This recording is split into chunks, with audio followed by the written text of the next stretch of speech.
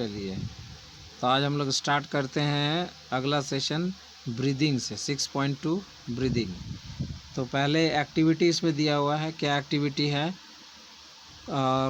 Caution भी दिया हुआ है उसके लिए, तो उस पर भी ध्यान देना है। Do this activity under the supervision of your teacher. Teacher के सामने करना है, अकेले में नहीं करना है। क्या है activity? Close your nostrils and mouth tightly. अपने नॉस्ट्रिल्स मतलब नाक के जो छेद हैं उनको, और मुंह को, अपने मुंह को जो है अच्छी तरह से बंद करना है। And look at A watch, और फिर अपने और किसी घड़ी को आपको देखना है। What did you feel after some time. तो कुछ देर के बाद जब आपका नाक भी बंद है, मुंह भी बंद है, मतलब आप सांस नहीं ले पा रहे हैं, तो आपको कैसा फील होता है। How long were you able to keep both of them closed. और आप कितनी देर तक ऐसा रह सकते हैं, नाक भी बंद मुंह भी बंद, कहीं से सांस नहीं लेना, मतलब बिना सांस लिए आप कितनी देर तक रह सकते हैं, आप इसको देखिए। Note down the time for which you could hold your breath. और अपने ब्रेथ को, अपने सांसों को आप कितनी देर तक रोक सकते हैं, उसको ज़रा आप नोट करिए। So now you know that you can not survive for long without breathing. तो आप थोड़ी देर में आप समझ जाएंगे कि बिना सांस लिए ज़्यादा देर जिंदा रहना भी मुश्किल है। ठीक है। तो breathing means taking in air rich in oxygen. तो ब्रीदिंग का क्या मतलब होता है? ब्रीदिंग का मतलब होता है कि हवा को सांस लेना जो ऑक्सीजन से भरी हो, है ना। Breathing means taking in air, हवा को अंदर लेना, रिच इन ऑक्सीजन जो ऑक्सीजन से भरी है, and giving out air rich in carbon dioxide, और वैसी हवा को छोड़ना नाक से जो कार्बन डाइऑक्साइड से भरी है। तो ब्रीदिंग, सांस लेना का मतलब होता है सीधा सीधा कि ऑक्सीजन को, हवा के साथ ऑक्सीजन खींचना और फिर कार्बन डाइऑक्साइड को बाहर निकालना नाक के द्वारा। इसी को हम लोग क्या कहते हैं? सांस लेना। With the help of respiratory organs. और ऐसा हम किसके सहायता से करते हैं? रेस्पिरेटरी ऑर्गन्स की सहायता से करते हैं। रेस्पिरेटरी ऑर्गन्स बोलने का मतलब हुआ कि नाक, फिर श्वास नली, है ना, और फिर जाकर लंग्स। द टेकिंग इन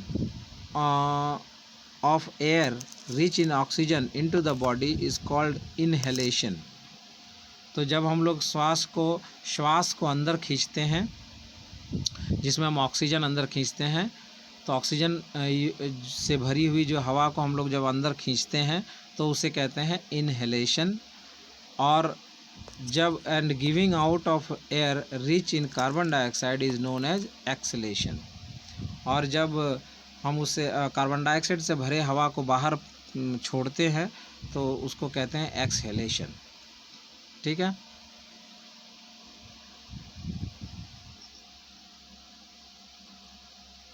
हाँ, ब्रीदिंग बोलने से दो part, inhalation plus exhalation. It is continuous process. यह एक कंटिन्यूस प्रोसेस है, मतलब अगर हम लोग उसको रोक के करेंगे तो हम ज़्यादा देर तक ऐसा कर नहीं पाएंगे। तो एक कंटिन्यूस प्रोसेस है, ये लगातार चलते रहती है हमारे शरीर में, ऑन ऑल द टाइम, है ना, ये हमेशा चलती रहती है हर समय। And through out the life of an organism. और ये हमारा जो ऑर्गन है या कोई भी जो जीव है, उसके पूरे जीवन में ये प्रक्रिया चलती रहती है। The number of times a person breathes in a minute is termed as the breathing rate. कोई भी व्यक्ति या कोई भी जीव एक मिनट में जितनी बार सांस लेता है ना, उसे उसका क्या कहते हैं? ब्रीदिंग रेट कहते हैं, है ना, श्वास दर कहेंगे, breathing rate. During breathing inhalation and exhalation take place alternately. और ब्रीदिंग के दौरान, श्वास के दौरान इनहेलेशन और एक्सहेलेशन बारी बारी से अल्टरनेटिवली होते रहता है। मतलब एक बार इनहेलेशन होता है तो एक बार एक्सहेलेशन होता है, एक ही समय में दोनों नहीं होता है। मतलब जब हम सांस ले रहे होते हैं तो उसी में साथ साथ ऐसा नहीं हो सकता है कि नाक के एक छेद से सांस खींचते हैं और उसी साथ में दूसरे छेद से सांस बाहर भी आ रहा होता है, ऐसा नहीं होता है। जब श्वास लेते हैं तो उस समय दोनों ही छेदों से श्वास अंदर ही जाती है और जब छोड़ते हैं तो दोनों ही छेदों से श्वास बाहर ही आती है, इसीलिए इसे अल्टरनेटली कहा जा रहा है। A breath means 1 inhalation plus 1 exhalation. अब एक ब्रेथ, एक श्वास का मतलब क्या होता है, एक ब्रीथ का मतलब होता है कि एक इनहेलेशन और प्लस एक एक्सहेलेशन, है ना। तो एक बार सांस लेना और छोड़ना दोनों को मिलाकर हम एक श्वास कहेंगे। Would you like to find out your breathing rate? क्या आप अपना ब्रीदिंग रेट जांच सकते हैं? Do you want to know whether it is constant or it changes according to the requirement of oxygen by the body? क्या आप ये पकड़ सकते हैं या ये जान पाते हैं कि शरीर के ज़रूरत के हिसाब से ये जो ब्रीदिंग रेट है वो कम ज़्यादा भी होता है या हो सकता है? तो क्या आप इसको तो let us find out by doing the following activity. अब एक एक्टिविटी और करने के लिए कह रहा है ताकि हम पकड़ पाएँ कि सही में ऐसा होता है या नहीं होता है। तो जनरली एक्टिविटी 6.2 है, generally we are not aware that we are breathing. असल में ये हमारी जो है ऐसी एक ऑटोमेटेड प्रक्रिया है, ऑटोमेटेड सिस्टम है हमारे शरीर में कि हमें पता नहीं चल रहा होता है कि हम सांस भी ले रहे हैं, जबकि श्वास जो है वो अपने आप चलती रहती है ना। वो इनहेलेशन एक्सहेलेशन होता ही रहता है, हम उस पर ध्यान भी नहीं देते हैं। However, if you try, you can count your rate of breathing. लेकिन अब आप अगर चाहें तो अपने ब्रीदिंग रेट को काउंट कर सकते हैं, गिन सकते हैं। Breathe in and out normally. और इसमें आप क्या करिए कि ऐसी नहीं है कि आप अपना रेट ज़्यादा बताने के लिए आप जल्दी जल्दी श्वास ले रहे हैं और छोड़ रहे हैं, ऐसा नहीं करना है। आपको नॉर्मली बैठे हैं तो जिस रूप से सांस ले रहे हैं बस वैसा ही लेते रहिए और काउंट करिए कि 1 मिनट में आप कितनी बार लेते और छोड़ते हैं श्वास को। Breathe in and out normally, श्वास को लीजिए और छोड़िए भी नॉर्मल ही। Find out how many times you breathe in and breathe out in a minute. और जांच कीजिए कि 1 मिनट के अंदर आपने कितनी बार श्वास लिया और कितनी बार श्वास छोड़ा। Did you inhale the same number of times as you exhale? क्या आपने जितनी बार श्वास लिया उतनी ही बार छोड़ा? ये भी आप देख सकते हैं। Now count your breathing rate. अब जो है आप अपने ब्रीदिंग रेट को निकाल सकते हैं। उसमें हम क्या कर सकते हैं, number of breaths by per minute जो है उसे ही हम लोग ब्रीदिंग रेट कहेंगे, यानी 1 मिनट में हमने कितनी बार श्वास लिया और छोड़ा। हाँ, ये होता ही होगा सबका, जैसे छोटे बच्चों का एकदम, जो छोटे बच्चे होते हैं जो जैसे 6 महीने के से भी छोटे होते हैं, उनका ब्रीदिंग रेट हमसे ज़्यादा होता है, अधिक होता है। और जो वृद्ध व्यक्ति हैं, बूढ़े व्यक्ति हैं, उनका भी ब्रीदिंग रेट काफ़ी हमसे कम होता है ना। जैसे 60 से ऊपर हो जाने से उनका ब्रीदिंग रेट जो है वो 55 से 60 के बीच आ जाता है, जबकि नॉर्मली जो 10-12 साल के बाद से और 60 के बीच के जो व्यक्ति होते हैं उनका ब्रीदिंग रेट वो 60 से 72 के बीच होता है। और बच्चे, जो छोटे बच्चे होते हैं जो 6 महीने से छोटे होते हैं, उनका ब्रीदिंग रेट जो होता है वो 72 से 90 या 100 के बीच होता है। तो ऐसा डिफरेंट होता है। प्लस ये भी हो सकता है कि कोई व्यक्ति अगर फिजिकली ज़्यादा एक्टिव है, मतलब वो खिलाड़ी है, प्लेयर है, या एथलेटिक्स वगैरह करता है, दौड़ता वगैरह है, तो उसका भी जो ब्रीदिंग रेट है वो नॉर्मल पीपल से ज़्यादा हो सकता है। जैसे एक ही उम्र के 2 व्यक्ति हैं, दोनों 45 साल के हैं या दोनों 30 साल के हैं, एक दुकान में बैठ के दुकानदारी करता है और दूसरा जो 30 साल का व्यक्ति है वो रोज़ प्रतिदिन जो एथलेटिक्स करता है, मतलब दौड़ता है, हाई जंप, लॉन्ग जंप वगैरह करता है। तो दोनों की एज अगर 30 साल ही है, एक दुकान में बैठता है और एक एथलेटिक्स करता है, तो भी दोनों के ब्रीदिंग रेट में आप अंतर पा सकते हैं। आप देखेंगे कि जो दुकान में बैठता है उसकी ब्रीदिंग रेट जो है आप देखेंगे कि 65 से 72 के बीच है, यानी 66 67 ऐसे देखेंगे। और जो आपका एथलेटिक्स करता है उसका आप रेट देखेंगे, हो सकता है 70 से 80 के बीच हो, ऐसा आप देख सकते हैं। After brisk walk and after running, तो ये जो है रेट जो है ज़्यादा हो सकता है। आप अलग अलग ढंग के एक्टिविटी करके अपने रेट को जांच सकते हैं। जैसे आप थोड़ा सा हल्का तेज़ चल करके आए 1 किलोमीटर और ब्रीदिंग रेट नापिए, 1 मिनट में देखिए कितना बार आप सांस लेते हैं छोड़ते हैं। या फिर आप थोड़ा हल्का दौड़ करके आइए, खेल कूद करके आइए और उसके बाद तुरंत बैठ करके अपना ब्रीदिंग रेट को नापिए। तो record your breathing rate as soon as you finish and also after complete rest. और तो उस समय आप रेट चेक कर लीजिए खेलने के तुरंत बाद, और फिर जब पूरे रेस्ट में हैं उस समय भी आप जांच कीजिए। तो आप देखेंगे tablet your findings and compare, और इस तरह को आप टेबुलराइज कीजिए, माने इसका आप टेबल बनाइए इन आंकड़ों का, इन डाटा का, और फिर उसमें आप कंपेयर कीजिए कि क्या आप देखते हैं, कैसा डिफरेंस देखते हैं आप। तो आप क्या देखेंगे, tabulate your findings and compare your breathing rates under different conditions with those of your classmates। और केवल अपने साथ मत कीजिए, आप इसको और बढ़िया से इसको करने के लिए एक्टिविटी को अपने क्लासमेट्स के साथ भी कर सकते हैं, है ना।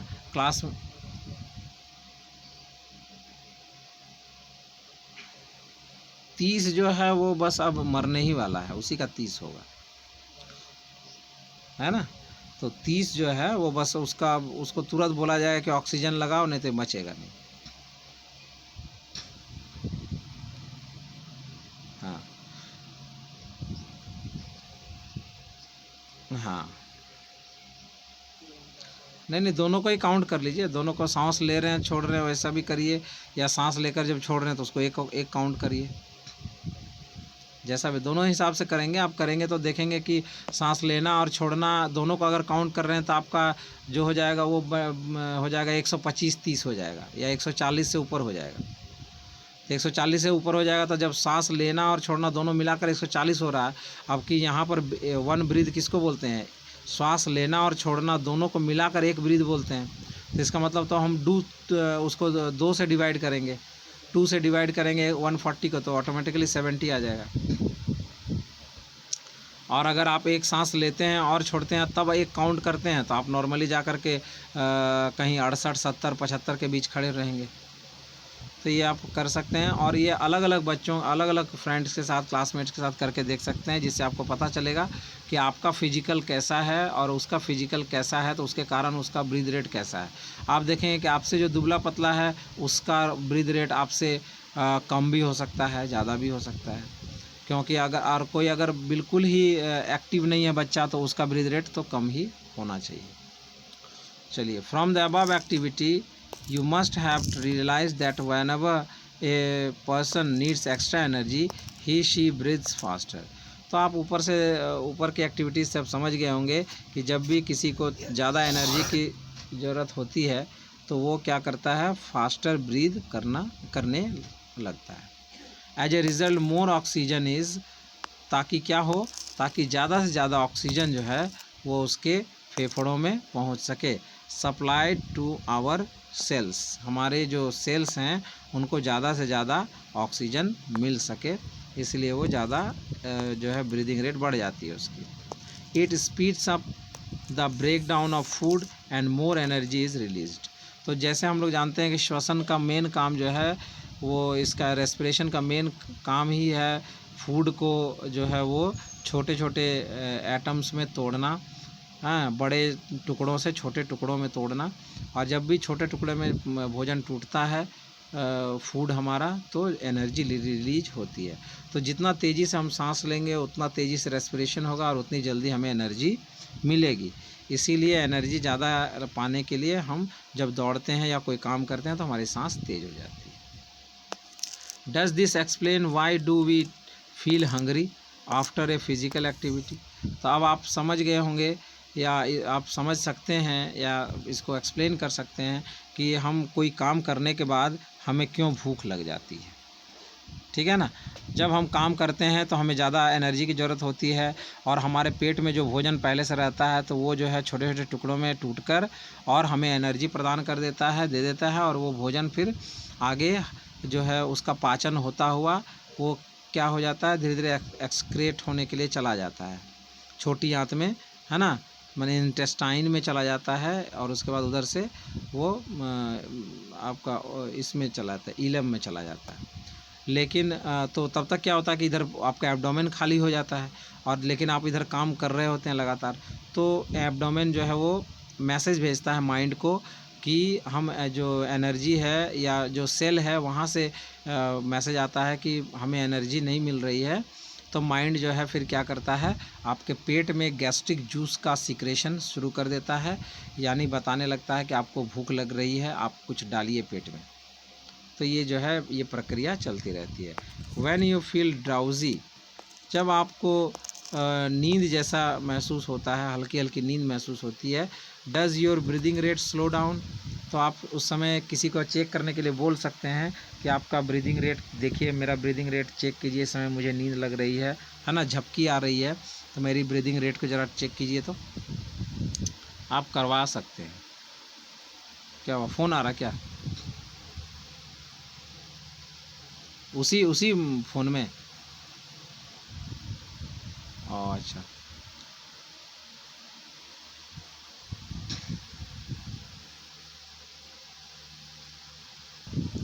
तो ये होता है। तो आप चेक करवा सकते हैं कि जब आपको झपकी आ रही होती है उस समय आप चेक करवा सकते हैं किसी से कि ज़रा आप मेरा ब्रीदिंग रेट जांचिएगा, है ना, या खुद भी आप चेक कर सकते हैं। तो हाँ, तो इस तरह से जो है आपका पता चलेगा कि उस समय आपकी ब्रीदिंग रेट स्लो हो जाती है। ठीक है। अच्छा, ऊपर वाले बॉक्स में है क्या, या ऊपर का एक टेबल गुजर गया उसको आप देख सकते हैं। टेबल 6.1 क्या है, changes in breathing rate under different conditions. यहाँ पे एक टेबल बना हुआ है, उस टेबल को आप खुद ब खुद चेक करके इस टेबल को भर सकते हैं, और क्लासमेट्स के साथ बना करके और उसको कंपैरिजन कर सकते हैं, है ना। यही सब एक्सपेरिमेंट होता है जिससे हमें और ज़्यादा हमारा नॉलेज जो है वो पक्का होता है। थियोरेटिकल नॉलेज के साथ प्रैक्टिकल करने से भी हमारा नॉलेज क्या होता है, बिल्कुल हमारे दिमाग में छप जाता है। चलिए, इस बॉक्स में क्या दिया हुआ है, बॉक्स में दिया हुआ है on an average an adult human being at rest breathes in and out 15 to 18 times in a minute. ठीक है, जो एक एडल्ट ह्यूमन है, एक वयस्क पुरुष है, वो कितने बार सांस लेता है, जो ब्रीदिंग रेट उसकी कितनी होती है, 15 से 18 बार होती है 1 मिनट में। ठीक है, वो जो हम लोग 72 बात कर रहे थे वो हार्ट रेट की बात कर रहे थे, ब्रीदिंग रेट नहीं, हार्ट रेट। हार्ट की जो मतलब दिल की जो धड़कन है, वो धड़कन 1 मिनट में कितनी बार चलती है वो हम लोग बोल रहे थे, वो 72 होता है नॉर्मल का, और बच्चों का होता है वो 72 से 100 के बीच, और जो वयस्क होते हैं मतलब 60 से ऊपर के होते हैं वृद्ध व्यक्ति, उनका जो है वो 50 से 60 या 50 से 70 के बीच हो जाता है। ठीक है, तो यहाँ ब्रीदिंग रेट है, मतलब जो नाक से जो आप सांस ले रहे हैं वो कितनी बार सांस लेते हैं और छोड़ते हैं। तो यहाँ पे बोल रहा है कि जो एडल्ट ह्यूमन रहता है, जो वयस्क व्यक्ति रहता है, मतलब वयस्क हम बोलेंगे किसको, 18 साल से ज़्यादा, और उधर आपका 50 साल तक के व्यक्ति को हम लोग वयस्क बोलेंगे। तो वहाँ उसका जो रेट कितना रहता है, 15 से 18 बार वो लेता है, और ब्रीदिंग रेट रहता है, मतलब 15 से मतलब 15 दूनी 30 बार वो लेता है और छोड़ता है। उसमें दोनों को काउंट करिएगा तो 30 to 36 होगा, और अगर लेना और छोड़ना दोनों को एक काउंट करते हैं तो 15 to 18 टाइम्स। ठीक है, चलिए। तो ड्यूरिंग हैवी एक्सरसाइज, ज़्यादा एक्सरसाइज करने के दौरान the breathing rate can increase up to 25 times per minute. यही ब्रीदिंग रेट जब ज़्यादा काम करने लगते हैं तो अभी 15 से 18 है, वो बढ़कर 25 भी हो सकता है। While we exercise not only do we breathe fast, we also take deep breaths and thus inhale more oxygen. और बीच बीच में हम लोग तेज़ी से तो लेते ही हैं, लेकिन छोटी छोटी सांसें नहीं लेते हैं, कभी कभार बीच बीच में हम बहुत लंबी सांस भी लेते हैं, जिससे हमारा जो है ऑक्सीजन जो है वो उसमें ज़्यादा हमको मिल सके, हमारे एक सांस में ज़्यादा ऑक्सीजन आ सके। ठीक है, चलिए आगे है सप्लाइड। अच्छा ये तो हो गया। अब अगला हम लोग एक्टिविटी देखते हैं। अगला एक्टिविटी, हाँ एक्टिविटी है 6.3। 1 मिनट, चलिए तो एक्टिविटी 6.3 हम लोग देखते हैं। 6.3 figure 6.3 shows the various activities carried out by a person during a normal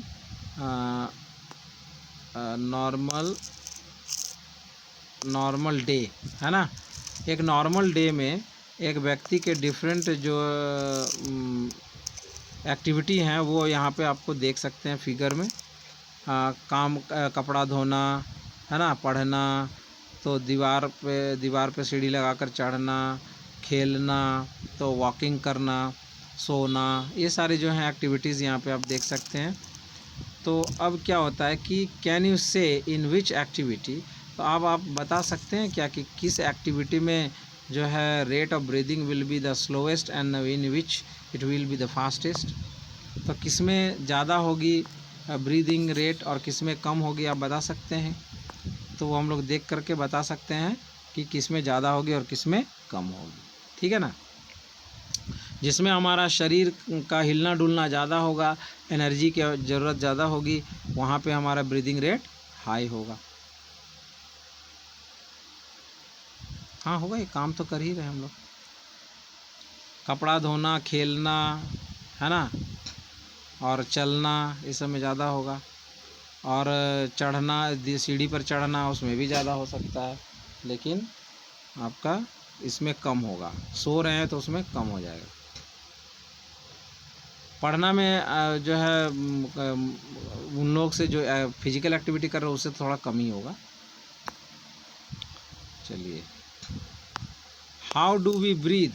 अब हम लोग जानते हैं कि आखिर जो ब्रीदिंग हम लोग करते हैं वो कैसे करके करते हैं। Let us now learn about the mechanism of breathing. आइए अब हम लोग ब्रीदिंग के मैकेनिज़्म को समझते हैं। Normally we take in air through our nostrils. हमारे जो नाक के छिद्र हैं उनसे हम लोग हवा को अंदर खींचते हैं।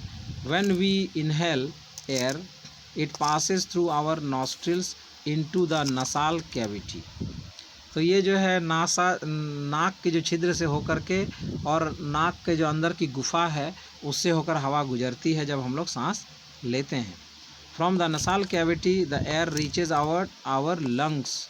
और उस नसाल कैविटी और मतलब नाक की जो गुफा है और जो श्वास नली है वहाँ से होकर वो हवा कहाँ जाती है, हमारे लंग्स तक पहुँचती है, फेफड़े तक पहुँचती है, थ्रू द विंड पाइप, है ना।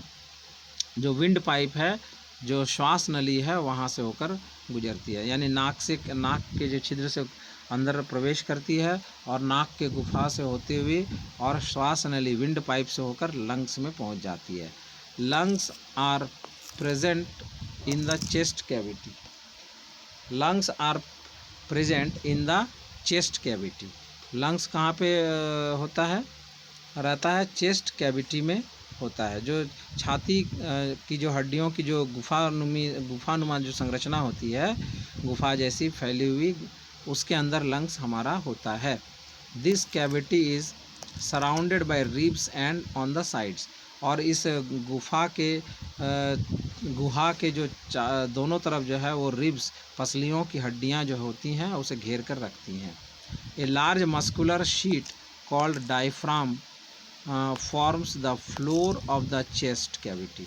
और ये जो चेस्ट कैविटी है, जो छाती की जो गुहा है या गुफा है, उसके नीचे की ओर जो है एक डायफ्राम, एक चमड़े की पतली परत होती है, जो वो पतली परत हमारे ऊपर के अंगों मतलब हृदय, फेफड़ा को नीचे के अंगों मतलब आमाशय और लीवर से अलग करती है। वो पतली सी चादर जैसी संरचना चमड़े की होती है, जिसे डायफ्राम कहते हैं। ठीक है, चलिए आगे। ब्रीदिंग इन्वॉल्व्स और नहीं समझना है। अच्छा अच्छा। डायफ्राम एक तो पतला ऐसा चादर जैसा चमड़ा होता है बीच में, हमारा ऊपर से बॉडी से जब हम लोग ऊपर नीचे जाते हैं तो आगे बढ़ते हैं हम लोग ड्यूरिंग। तो यहाँ पे डायफ्राम बताएं हम लोग, डायफ्राम होता है उसको बोलते हैं उस लेयर को, यानी कि नीचे हमारा जो पूरा शरीर है, जो धड़, जिसको धड़ बोलते हैं, धड़ बोलते हैं जब हम लोग गला से सिर को हटा दें, मैंने गला से ऊपर को हम लोग सिर बोलते हैं, और गला से और कमर के बीच का हिस्सा को धड़ कहा जाता है, या गला को छोड़कर बाकी नीचे पैर तक को धड़ कहते हैं। तो उसमें भी गला से जो कमर तक का बीच का हिस्सा है उसमें भी दो हिस्सा होता है। एक हिस्सा जो रिब केज होता है, उसके अंदर लंग्स और हार्ट होता है, और उसके ठीक नीचे एक पर्दा, पतला चमड़े का पर्दा होता है, और वो चमड़े का पर्दा क्या करता है, हार्ट और लंग्स को नीचे जो एब्डोमेन है और लीवर है या दूसरे जो अंग हैं उनसे अलग करता है। अलग मतलब दोनों का एरिया खाली अलग कर देता है ऐसे, ठीक है, उस पतले परत से, उसी को डायफ्राम बोलते हैं। तो the floor of chest cavity breathing involves the movement of the diaphragm and the rib cage, ठीक है। और ये जो जब हम लोग सांस लेते हैं तो ये चेस्ट कैविटी ये भी फूलती है ना, फैलती है, और उसका जो डायफ्राम है वो तो बताए पहले, वो चमड़े जैसा पतला परत होता है तो वो फैलेगा ही, रबर के जैसा वो खींचता है और छोटा होता है, ठीक है। तो अगर वो स्टिफ रहता, वो अगर कड़ा रहता तो हमको सांस लेने में दिक्कत होती, हमको लगता कि कोई पकड़ के रखा है हमारे लंग्स को, ऐसा महसूस होता। तो लेकिन वो नरम होता है, वो रबर के जैसा फैलता है, सिकुड़ता है, वो डायफ्राम है ना।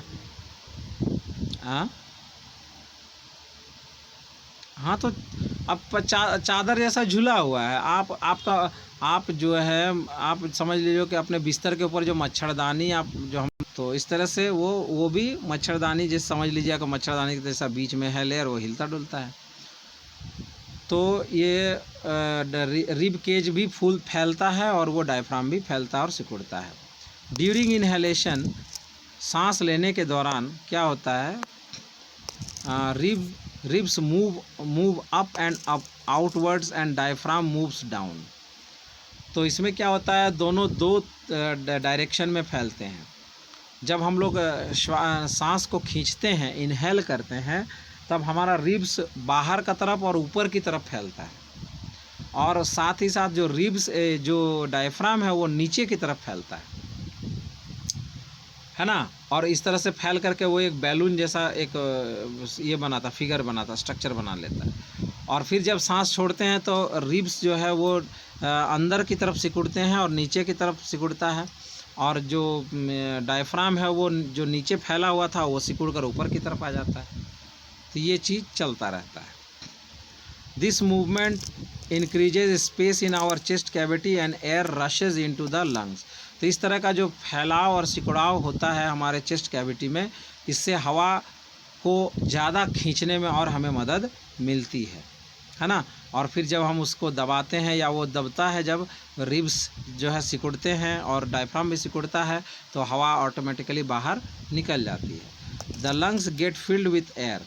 तो इस तरह से जब हमारा रिब्स फैलता है और डायफ्राम भी फैलता है तो हवा खुद बहुत खींच जाती है और पूरा हमारा लंग्स फैल जाता है। लंग्स को भी तो फैलने के लिए जगह चाहिए, इसलिए रिब्स भी फैलता है। During acceleration ribs move down, और जब हम सांस छोड़ते हैं तो रिब्स जो है वो सिकुड़ता है और डायफ्राम भी नीचे से ऊपर की ओर सिकुड़ता है।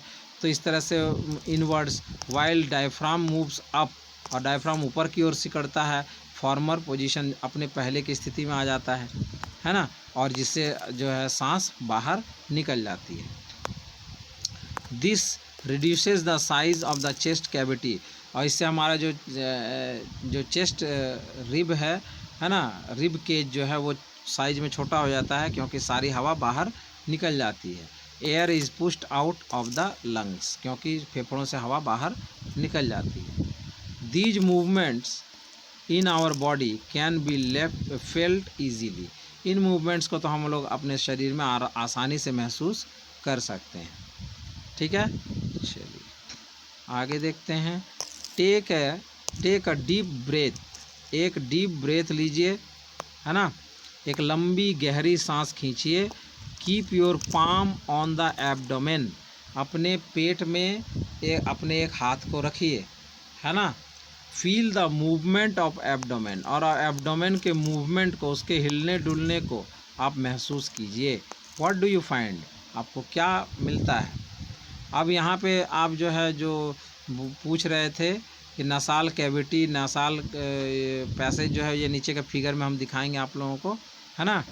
ड्राइंग जो है उसको भी हम लोग एनालिसिस करेंगे। तो आप क्या फील करेंगे, पेट में जब हाथ रखेंगे तो आपको महसूस होगा कि जब हम सांस खींचते हैं तो जो एब्डोमेन है वो फैलता है, और जब सांस छोड़ते हैं तो एब्डोमेन सिकुड़ता है, ठीक है। आफ्टर हैविंग, आप अपने चेस्ट में भी हाथ रख करके इसको फील कर सकते हैं कि जब सांस लेते हैं तो वो फैलता है। After having learned that during breathing there are changes in the size of the chest cavity, तो ये सीखने के बाद कि सांस लेने के दौरान हमारी चेस्ट कैविटी जो है वो फैलती है या उसका आकार बदलता है। Children got involve in the chest expansion competition, तो आप बच्चों के साथ एक एक्टिविटी भी कर सकते हैं कि कौन कितना अपना चेस्ट को फुला सकता है ना। जैसे सैनिक सेना वगैरह में जाता है तो वहाँ भर्ती होने के लिए क्या करना पड़ता है, चेस्ट को फुला करके टेस्ट किया जाता है ना। अगर 4 इंच का एक्सपेंशन होता है तो उसको सही माना जाता है, और 4 इंच से एक्सपेंशन कम होता है तो उसको लगभग नहीं ही चुना जाता है। कहने का मतलब है, अब सिकुड़े हुए में आपको नापा, फीता लेकर 32 मिला, और आपने अब बोला सांस खींचो, और आपने सांस खींचा और आपका 36 हो गया, तो आप बिल्कुल स्वस्थ हैं, है ना। आपको कोई भी फेफड़े या किसी प्रकार के लंग्स की बीमारी वगैरह नहीं है, तो उनको जो है चुन लिया जाता है, ठीक है। तो ये सब हम लोग टेस्ट कर सकते हैं। Everyone was boasting that she he could expand it maximum, तो आप देखेंगे कि हर कोई बोलेगा कि नहीं मेरा छाती जो है ज़्यादा फूलता है, मैं ज़्यादा फुला सकता हूँ, तो ये एक हर कोई अपना कंपटीशन करने लगता है। How about doing this activity in the class with your classmates, अपने क्लासमेट्स के साथ इसको करके देखिए इस एक्टिविटी को, ठीक है। एक बॉक्स में ऊपर ब्लू में लिखा हुआ है, उसको भी ध्यान देने की बात है। स्मोकिंग डैमेजेस लंग्स, धूम्रपान करने से, बीड़ी सिगरेट या इस तरह की कुछ भी पीने खाने से क्या होता है, वो लंग्स को डैमेज करता है ना। लंग्स को जो है वो हानि पहुंचाता है। Smoking is also linked to cancer, और साथ ही क्या होता है, आप लगातार और बहुत दिनों तक अगर स्मोकिंग करते रहेंगे तो आपको कैंसर भी होने का ख़तरा रहता है। इट मस्ट बी अवॉइडेड, इसीलिए हमें क्या करना चाहिए, धूम्रपान जो है यानी बीड़ी सिगरेट पीना जो है वो हमें छोड़ना चाहिए। चलिए अब हम इस डायग्राम को हम लोग यहाँ पे देखते हैं। डायग्राम में बहुत ही अच्छी तरह से दिया हुआ है, बहुत ही अच्छे ढंग से आप देख सकते हैं इसको। यहाँ पे आपको डायफ्राम भी देखने को मिलेगा। आप देखिए डायफ्राम कहाँ पर है, देख रहे हैं फिगर, बस वही रिज केप जो है उसके नीचे ही एक पतला परत जैसा है, उसके नीचे ही एब्डोमेन और आपको लीवर मिलेगा। यानी रेस्पिरेशनल ऑर्गन्स और नीचे में जो डाइजेस्टिव ऑर्गन्स हैं उनसे अलग करने के लिए एक लेयर बना हुआ रहता है, ठीक है। अब इसमें जो डिफरेंट टाइप के जो ये हैं आपका स्ट्रक्चर है, इसको आप देख लीजिए। नसाल पैसेज, यहाँ से हम देखना शुरू करते हैं, तो इसी में नसाल पैसेज के ऊपर जो देखेंगे आप, जो बड़ी सी जो एक मतलब गुफा जैसी जो संरचना आपको दिखाई पड़ रही है, स्ट्रक्चर जो दिखाई पड़ रहा है, फूला हुआ दिख रहा है ना, उसी को नसाल कैविटी हम लोग बोलेंगे, ठीक है। कैविटी मतलब गुफा जैसी संरचना। उसके बाद वही ओरल कैविटी उसके नीचे है, देखिए, ठीक है। उसके बाद फेरिंग्स बोलते हैं, वो जो विंड पाइप है उसको हम लोग क्या बोलते हैं, फेरिंग्स भी बोलते हैं। फेरिंग्स इसलिए बोलते हैं क्योंकि वहाँ से हमारा स्वर भी फूटता है, माने स्वर तंत्र जो है यानी आवाज़ भी निकलती है, इसलिए उसको फेरिंग्स भी बोलते हैं। उसको हिंदी में कहा जाता है स्वर तंतु, ठीक है। चलिए, तंतु।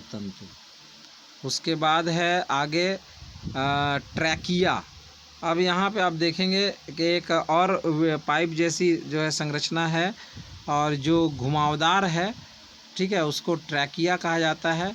वहाँ से जो लंग्स में हवा जाती है और वो भी खुद फैलता और सिकुड़ता है ताकि हवा ज़्यादा से ज़्यादा खींच सके और जल्दी से जल्दी छोड़ सके, है ना। अगर वो ट्रैकिया भी अगर फैलता सिकुड़ता नहीं रहेगा तो प्रॉब्लम ये होगी कि जब जोर के झटके से हम अगर फेफड़े में अगर हवा जाएगा तो फेफड़े को नुकसान पहुंचने का अंदेशा रहेगा, इसलिए वो ट्रैकिया भी फूलता और सिकुड़ता है।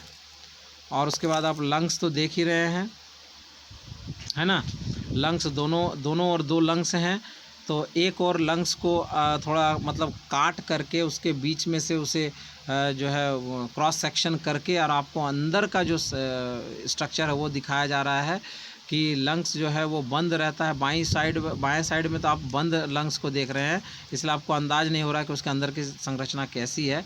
तो आप जो है दाएं साइड वाला जो लंग्स है उसमें आप देख सकते हैं कि कितना जड़ जैसा, कोई पेड़ के जड़ के जैसा कितनी शाखाएं निकली हुई हैं, है ना, उस ट्रैकिया से। और ये सारे जो हैं विंड पाइप से जुड़े हुए, मतलब ट्रैकिया से जुड़े होते हैं जिसे विंड पाइप बोलते हैं, तो उससे जुड़ा हुआ होता है। और ये हवा जो है ऑक्सीजन जो है, और आप लंग्स में देख रहे हैं गोल गोल छोटी छोटी दानेदार संरचना जो देख रहे हैं ना, उसे ही हम न्यूमॉन बोलते हैं। और उस न्यूमॉन में ही ऑक्सीजन जा कर के ठहरता है और वहीं पर ब्लड का एक्सचेंज होता है। मतलब ब्लड में जो हार्ट से जो गंदा ब्लड आता है, जो डीऑक्सीजनेटेड ब्लड, मतलब कार्बन डाइऑक्साइड मिला हुआ ब्लड आता है, वो न्यूमॉन्स जो छोटे छोटे गोली जैसी सरसों जैसी जो दिख रही है, वहाँ पे गंदा ब्लड आता है, मतलब कार्बन डाइऑक्साइड मिला हुआ ब्लड आता है। और इधर जो हम लोग सांस लेते हैं ट्रैकिया से होकर, ऑक्सीजन जो है, ये जो जड़ जैसी संरचना होती है, इससे हर क्षेत्र में लंग्स के फैल जाता है ऑक्सीजन, और हर एक न्यूमॉन में ऑक्सीजन पहुंच जाता है। और वहाँ पर ब्लड जो पहुंचा रहता है पहले से कार्बन डाइऑक्साइड के साथ, वो कार्बन डाइऑक्साइड जो है वो हट जाता है और ऑक्सीजन उसके ब्लड के साथ चिपक जाता है, और वो ब्लड वापस फिर हार्ट में भेज दिया जाता है इसके द्वारा, लंग्स के द्वारा। यानी लंग्स जब सिकुड़ता है तो 2 चीज़ें होती हैं, हवा भी बाहर निकल जाती है और उसके अंदर का जो ब्लड है वो हार्ट में चला जाता है, एक साथ 2 काम हो जाता है। तो इससे ऑक्सीजनेटेड ब्लड जो है वो हार्ट में चला जाता है, और जो ब्लड से कार्बन डाइऑक्साइड जो छूटा था वो एक्सेल करने के बाद नाक से बाहर आ जाता है। तो ये संरचना आप देख सकते हैं। चलिए, तो अब हम लोग आगे चलते हैं। तो समझ में आया होगा रेस्पिरेटरी सिस्टम कैसे होता है। चलिए, अब यहाँ पे बॉक्स में देखते हैं, the air around us has various types of unwanted particles. अब हमारे जो अंदर हमारे आसपास जो हवा है जिसमें हम सांस लेते हैं, वो हवा शुद्ध तो है नहीं, उसमें बहुत सारी चीज़ मिली हुई रहती है। इतने सूक्ष्म चीज़, मतलब बैक्टीरिया, वायरस वगैरह भी सब मिला रहता है, धूल कण मिला रहता है, जलवाष्प मिला रहता है, तो ये सारी चीज़ें मिली रहती है। तो जब हम सांस लेते हैं तो ये सारी चीज़ें हमारे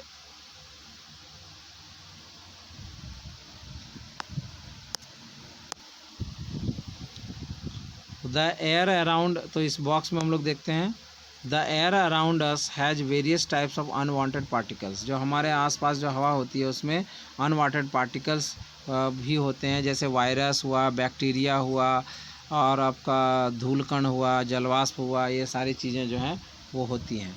तो वो भी हमारे शरीर के अंदर चला जाता है, जिसके चलते हम इन्फेक्टेड हो जाते हैं। और जब कोई छींकता है, खांसता है, तो उसके जो, अगर वो बीमार होता है तो उसका भी बैक्टीरिया और वायरस जो हमारे शरीर में आ जाता है नाक के थ्रू, ठीक है। सच एज स्मोक, और इसमें और भी क्या क्या होता है, हवा में धुआं भी होता है, तो डस्ट होता है, पॉलेंस होते हैं। पॉलेंस मतलब समझ रहे हैं, पॉलेन मैंने, हाँ, फूल का जो ग्रेन्यूल सब होता है, वो ग्रेन्यूल सब होते हैं, उसको पॉलेन बोलते हैं, वो भी होता है। व्हेन वी इनहेल, जब हम लोग सांस लेते हैं, the particles get trapped in the hair present in our nasal cavity.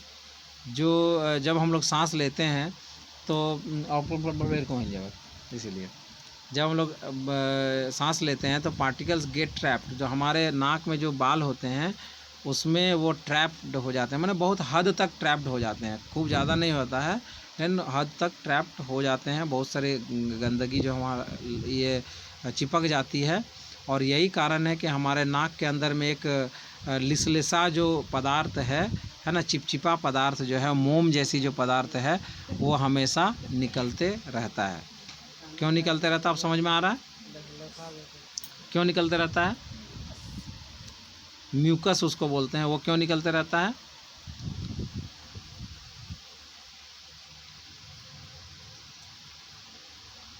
हाँ,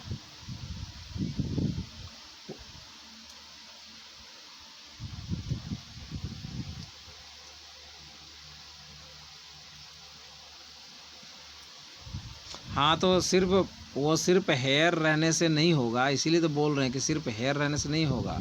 अगर हेयर रहे और ऐसे जो बाहर की जो त्वचा है हमारे उसके ऐसा सूखा रहे नाक, तो भी बहुत सारा धूलकण अंदर और बहुत सारा बैक्टीरिया अंदर चला जाएगा। लेकिन उसके जगह पे नाक के अंदर में क्या होता है, हम एक मोम जैसा चीज़ हमेशा निकलते रहता है ना, तो वो जो म्यूकस उसको बोलते हैं, वो म्यूकस भी क्या करता है, म्यूकस मिल करके जब हवा बहती है तो म्यूकस में चिपक जाता है वो लोग, है ना, वो गोंद जैसा काम करता है। तो वो गंदगी जो है काफ़ी मात्रा में उसमें चिपक जाता है, जिसे इसलिए हमें प्रतिदिन साफ भी करना चाहिए। तो दिस में तो however sometimes this particles may get pass the hair in the nasal cavity. कभी कभार ये पार्टिकल जो है वो पार भी कर जाते हैं इस नसाल कैविटी को और अंदर चले जाते हैं। दिस में irritate the lining of the cavity, ठीक है ना, और इससे हमारे नाकों में खुजली भी होने लगती है अंदर की तरफ। As a result of which we sneeze, जिसके चलते हमें छींक आ जाती है। यानी छींक क्यों आती है कि जब ये कैविटी को पार करके कुछ जीवाणु या कोई धूलकण वगैरह अंदर चला जाता है एकदम, ठीक है, तब वहाँ पे तो हमें छींक आती है। Sneezing expels these foreign particles from the inhaled air. और ये जो सांस के दौरान जो खींचने के दौरान जो पार्टिकल्स अंदर चले जाते हैं बिल्कुल अंदर नसाल कैविटी को पार करके, तो छींकने से वो सारे बाहर निकल जाते हैं। And a dust free clean air enters our body. और एक धूलकण से फ्री मतलब बिना धूलकण का साफ सुथरी हवा जो है हमारे शरीर में प्रवेश करती है, ठीक है। अब टेक केयर में क्या लिखा है, when you sneeze you should cover your nose so that the foreign particles you expel are not inhaled by other persons. इसीलिए कहता है कि जब आप छींकें तो कम से कम अपने नाक को किसी कपड़े से ढक कर छींकें, या कम से कम नीचे की ओर करके और दोनों हाथ से ढक करके उसको छींकना चाहिए, ताकि आपके जो शरीर के अंदर की जो धूलकण या जो भी बैक्टीरिया वायरस हैं वो दूसरे के पास न जा सके। इसका हमें ध्यान रखना चाहिए,